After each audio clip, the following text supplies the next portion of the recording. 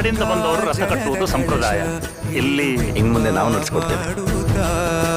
ಸರ್ವೇ ಜನಹಿತಂ ಪ್ರಾಣಂ ಸ್ಥಾಪಿತ ಉಂಟಾಗಿಸುತ್ತಲಿ ಪರಶಿವ ಶಕ್ತಿಯ ಮಂತ್ರ ಘೋಷಧಿ ಮೆರೆದು